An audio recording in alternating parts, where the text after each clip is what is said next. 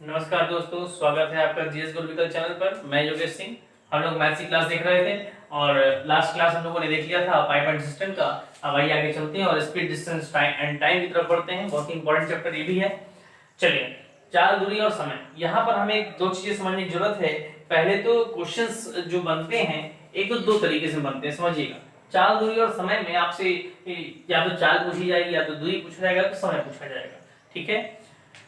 अब बात यह है कि यहाँ पे कैसे क्वेश्चन आते हैं। जैसे मान लीजिए कोई आदमी है और वो किसी चीज को पार कर रहा है, या कोई कार है वो किसी चीज को पार कर रही है, बस है वो किसी चीज को पार कर रही है ना, ट्रक है या छोटी मोटी चीजें, ठीक है, किसी चीज को पार कर रही है। दूसरे केस में मान लीजिए कोई ट्रेन है, ट्रेन किसी चीज को पार कर, ट्रेन किसी आदमी को पार कर रही है ना। ट्रेन जो है वो किसी लंबी पुल को पार कर रही है, ठीक है। ट्रेन जो है वो किसी दूसरे ट्रेन को पार कर रही है। इस तरीके से जो क्वेश्चंस होंगे वो बनेंगे। और भी कई कॉन्सेप्ट बन सकते हैं। मतलब एक यहाँ पर ट्रेन की बात अलग से करेंगे और यहाँ पर नॉर्मल इस पूरे कॉन्सेप्ट में लगता है speed, sorry speed is equal to distance upon time, इस पूरे में। और कहीं ना कहीं इसमें भी आपका लगना वही है, speed is equal to distance upon time. लेकिन थोड़ा सा यहाँ पर ट्रेन लंबी होती है, ट्रेन जो होती है वो लंबी होती है। और ये सब, इन सब की कुछ लंबाई है लेकिन वो न मानी जाती, नगर नहीं मानी जाती है। तो इसलिए थोड़ा सा इस वाले में समझने की जरूरत है कि एग्जैक्ट ये नहीं लगेगा। कॉन्सेप्ट यही होगा स्पीड इक्वल टू डिस्टेंस, लेकिन इस पर जो है स्पीड कभी ऐड हो जाएगी, कभी डिस्टेंस की जगह लंबाई, ट्रेन की लंबाई की जगह तो लेंथ ऐड हो जाएगी, इस तरीके से। या स्पीड कभी इधर रिलेटिव स्पीड माइनस हो जाएगी। तो ऐसे केसेस में हमें इस पर कॉन्सेप्ट देखने होंगे। 8 कॉन्सेप्ट बनेंगे इस पे। और इस वाले में आपको कुछ समझने की जरूरत नहीं है, सीधा क्वेश्चंस आएगा। हम लोग को इन तीनों में से कोई एक चीज हमें निकालना है, दो चीज दिया होगा या इक्वेशन बेस्ड क्वेश्चन मान लीजिए दिया होगा। ठीक है, चलिए हम लोग क्वेश्चंस कॉन्सेप्ट समझ लेते हैं ट्रेन वाले पे कॉन्सेप्ट। चलिए देखिए कॉन्सेप्ट नंबर 1। कॉन्सेप्ट नंबर 1 हम लोग का ये कह रहा है कि मान लीजिए कोई ट्रेन है और ऐसा समझिएगा, ट्रेन है, ये ट्रेन है, ठीक है। ये ट्रेन, इसकी जो स्पीड है, speed of ST, speed of train है। इसकी जो लंबाई हो, लेंथ ऑफ ट्रेन है ना। ये मान लेते हैं किसी लंबी चीज को पार कर रही है। लंबी चीज में जैसे पुल हो सकता है, ब्रिज हो सकता है, टनल हो सकता है, गुफा हो सकती है ना। या कोई दूसरी लंबी ट्रेन हो सकती है खड़ी, रेस्ट में है। ध्यान देंगे इसमें भी रेस्ट में कॉन्सेप्ट बना है। कॉन्सेप्ट हम लोग पढ़ेंगे रेस्ट का। यानी ट्रेन जिस चीज को पढ़ रही है वो रेस्ट में है, वो स्थिर है, ठीक है। तो स्थिर है और प्लस हॉरिजॉन्टल में है, लंबी में। तो मान लीजिए ये हम मान लेते हैं प्लेटफॉर्म है। चलिए एक प्लेटफॉर्म है तो इसको लेंथ ऑफ प्लेटफॉर्म बोल देते हैं एलपी। एसटी मतलब स्पीड ऑफ ट्रेन, एलटी मतलब लेंथ ऑफ ट्रेन, एलपी मतलब लेंथ ऑफ प्लेटफॉर्म। ठीक, ये ट्रेन इधर से जाए चाहे उधर से आए, ठीक। ट्रेन अगर उस प्लेटफॉर्म को पार करेगी तो कॉन्सेप्ट क्या बनेगा पार करने पर। तो समझिए पार कैसे करती है। ऐसे समझिएगा कि जैसे मान लीजिए ये ट्रेन है और ये प्लेटफॉर्म है। तो ट्रेन इधर से आ रही है और ये प्लेटफॉर्म है, तो ये आ रही है ट्रेन। और जब यहाँ पर ट्रेन का अंतिम बोगी इस प्लेटफॉर्म के लास्ट कॉर्नर पे पहुंचेगा, तब आप कहेंगे कि ट्रेन ने प्लेटफॉर्म को क्या किया, पार कर लिया। और इस समय जो कॉन्सेप्ट बनेगा speed is equal to distance upon time. तो देखिए ट्रेन ने कितनी दूरी तय की। तो ट्रेन अपने इंजन से लेकर के यहाँ तक प्लेटफॉर्म के पीछे तक की दूरी तय की है। तो समझिए speed is equal to distance upon time से अगर कॉन्सेप्ट बनाएंगे तो क्या निकल के आएगा, speed of train is equal to length of train upon, आप कहेंगे लेंथ ऑफ ट्रेन की बात मैंने क्या कहा, लेंथ ऑफ ट्रेन तो होगा ही, साथ में लेंथ ऑफ प्लेटफॉर्म। क्योंकि हम ट्रेन का देख रहे हैं, ट्रेन की चाल है, तो ट्रेन कितनी दूरी तय कर रही है। तो ट्रेन अपने इंजन से लेकर के प्लेटफॉर्म के पीछे तक के हिस्से को तय कर रही है। तो length of train plus length of platform, तो speed equal to distance upon time, जितने टाइम में ट्रेवल करें। मान लीजिए कैपिटल डी ले लेते हैं, तो ये हो गया आपका speed equal to distance upon time. चलिए नेक्स्ट कॉन्सेप्ट देखते हैं।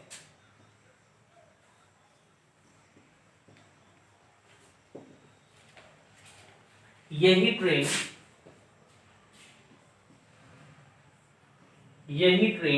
अगर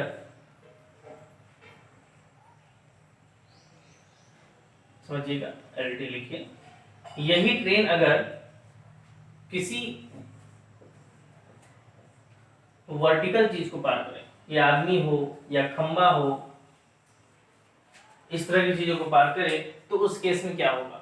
तो समझिए इसकी कुछ लंबाई, इसकी लंबाई होगी, इसकी भी लंबाई वाला चौड़ाई, इसकी दोनों की चौड़ाई होगी, लेकिन उसको नगण्य माना जाएगा।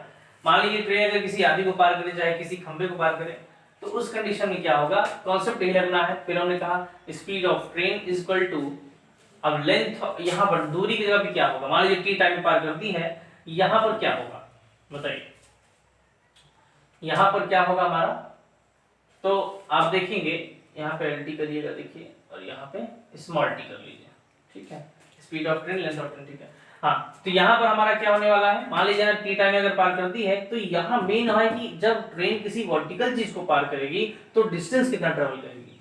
तो मैंने आपसे कहा मान लीजिए कोई चीज खड़ा है और ट्रेन इधर से आ रही है, तो ट्रेन आई और इसका जब अंतिम बोगी यहाँ आया, तो उस कंडीशन में ट्रेन कितना ट्रेवल की, इसके इंजन के पीछे, सॉरी ये लास्ट बोगी के पीछे कुछ तो है नहीं, तो ट्रेन देखिए कहीं ना कहीं ट्रेन वर्टिकल, ऐसे तो ट्रेन जाएगी नहीं, ट्रेन ऐसे आई पार कर गई। अब यहाँ जब ऐसी कंडीशन होगी तब आप कहेंगे कि ट्रेन कितना डिस्टेंस ट्रेवल कर रही है, तो ट्रेन अपनी दूरी के बराबर तय कर रही है। यानी ट्रेन अगर अपने आप को यहाँ से निकाल ले, इसके सामने से ट्रेन अपने आप को निकाल ले, तो इसका मतलब कहा जाएगा कि ट्रेन ने इस चीज को पार कर लिया, वर्टिकल चीज को। तो जब भी किसी ट्रेन वर्टिकल चीज को पार करेगी, तो ट्रेन अपने लंबाई के बराबर दूरी ही तय करती है, यानी अपने आप को पार करती है, तो इसीलिए दूरी भी क्या हो जाएगी, लेंथ ऑफ ट्रेन। तो ऐसी कंडीशन में क्या लगाएंगे, speed equal to distance upon time. चलिए कॉन्सेप्ट नंबर 3 देखते हैं।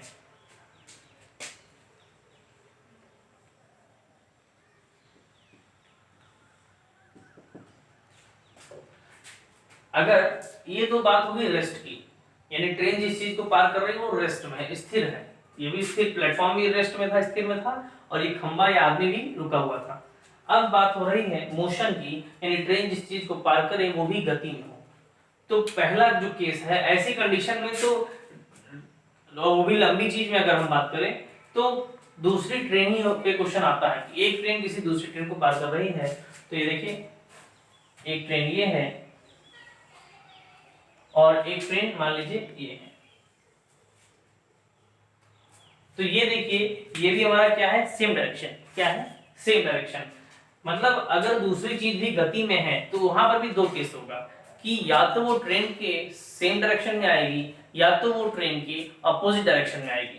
तो यहाँ पर अगर देखा जाए तो ये देखिए ये S1 कर लीजिए, ये L1 कर लीजिए, ये S2 कर लीजिए और ये वाला L2 कर लीजिए।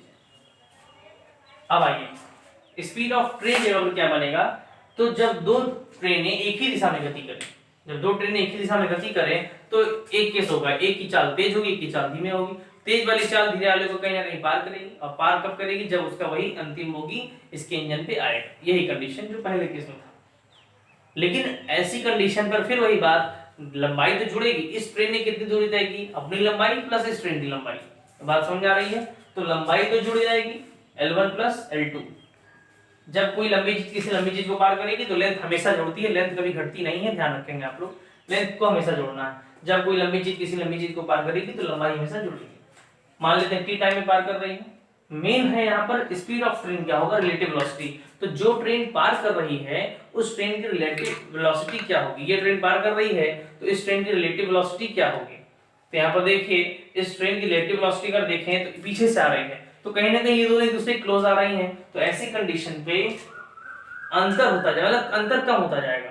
तो यानी ऐसे केस में S1 minus S2 relative velocity क्या हो जाएगी, S1 minus S2।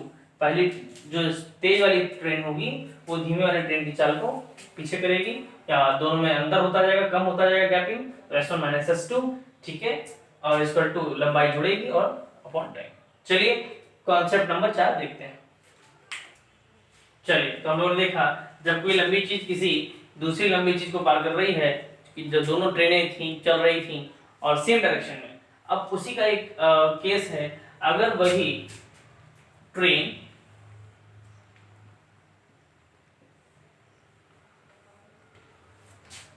Speed of train, length of train, ये किसी चलते हुए आदमी को पार करेगी, खंबे को पार करेंगे नहीं, मान लीजिए किसी चलते हुए आदमी को पार करें सेम डायरेक्शन में, तो उस कंडीशन पे क्या होगा, इसकी भी स्पीड है मान लीजिए स्पीड ऑफ मैन। बाकी इसकी बताया था लंबाई चौड़ाई कोई मतलब होता नहीं है वर्टिकल चीज से, तो ऐसे कंडीशन पे वही कॉन्सेप्ट बनेगा, speed of train equal to train अपनी लंबाई के बराबर दूरी तय करेगी और टाइम। तो speed equal to distance upon time, यानी कभी भी ध्यान रखेंगे जब ट्रेन किसी वर्टिकल चीज को पार करती है तो ऐसे केस होते हैं। लेकिन यहाँ पे एक चीज और ध्यान देने वाली बात है कि डायरेक्शन सेम है और दोनों मूव कर रही हैं, तो जब दोनों चीजें गति करती हैं तो स्पीड को ध्यान देना है। राइट साइड की चीजें तो जो रेस्ट में थी वही मोशन में रहेंगी, लेकिन अगर यहाँ पर ऐसे केसेस में जब दोनों चीजें मूविंग हो तो मैंने कहा रिलेटिव वेलोसिटी लगती है। रिलेटिव वेलोसिटी क्या होगी, सेम डायरेक्शन में स्पीड हमेशा माइनस होती है, ध्यान रखेंगे आप। रिलेटिव वेलोसिटी में स्पीड हमेशा माइनस होती है, speed of train minus speed of man, speed equal to distance upon time. चलिए कॉन्सेप्ट नंबर 5 देखते हैं। कह रहा है कि अब वही चीज अपोजिट डायरेक्शन में, जो चीजें भी हम दोनों चीजें हम लोगों ने सेम डायरेक्शन देखा वही अपोजिट डायरेक्शन में देखे। तो मान लीजिए ये ट्रेन इधर जा रही है, ये ट्रेन इधर आ रही है, ये अपोजिट है, यानी ऐसा केस दोनों ट्रेनें एक तरफ चल रही हैं, ठीक है। दो चीजें होती हैं, ऐसे ऐसे आ रही हूं, एक इधर से एक इधर से, ठीक है, ये अपोजिट है। और एक केस आप ऐसा देख सकते हैं, ये अपोजिट है, ठीक है। अब समझिए, ये मान लीजिए S1 है, ये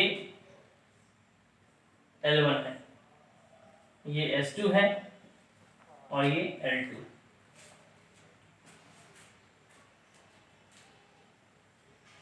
आप समझिए, हम लोगों ने सेम में पढ़ा था कि राइट साइड का केस में क्या है, जब कोई लंबी चीज किसी लंबी चीज को पार करेगी उस कंडीशन पे लंबाई हमेशा जुड़ती है। ये आप लोगों ने पढ़ा, लंबाई हमेशा जुड़ती है, L1 प्लस L2।